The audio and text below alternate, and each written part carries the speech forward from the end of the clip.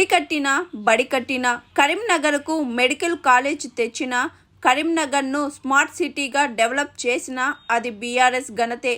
కాళేశ్వరం నీళ్లు తెచ్చి చివరి గ్రామాలకు కూడా సాగునీళ్లు ఇచ్చినాం.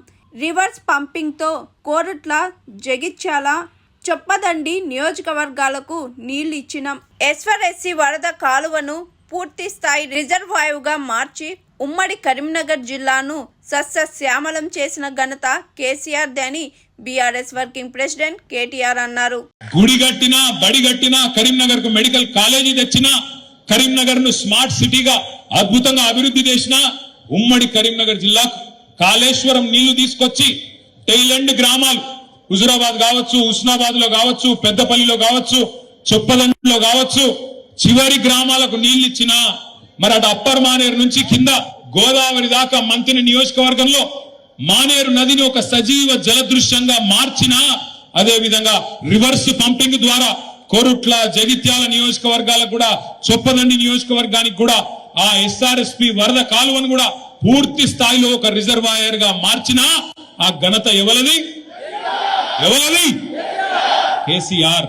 మొత్తం ఉమ్మడి కరీంనగర్ జిల్లాని సస్యశ్యామలం చేసి, జగిత్యాల జిల్లా చేసి, పెద్దపల్లి జిల్లా చేసి, రాజన్న సిరిసిల్ల జిల్లా చేసి, జిల్లాకు ఒక మెడికల్ కాలేజీ పెట్టి, జిల్లాకు ఒక నర్సింగ్ కాలేజీ పెట్టి 280 ఉన్న గురుకుల పాఠశాలలను 1022 గురుకుల పాఠశాలలు చేసి 1,00,000 మంది ఉండే విద్యార్థులను 6 లక్షల మంది గురుకుల విద్యార్థులకు ఒక్కొక్క విద్యార్థి మీద 1,20,000 రూపాయలు ఖర్చు పెట్టి పిల్లలకు గాని పెద్దలకు గాని అందరికీ అన్ని చేసిన నాయకుడు కేసీఆర్.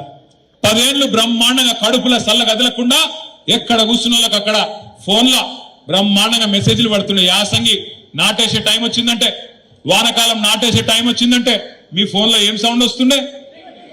టింగు టింగు అంటుండేనా? ఇప్పుడు టింగు లేదు, బొంగు లేదు. ఉందా?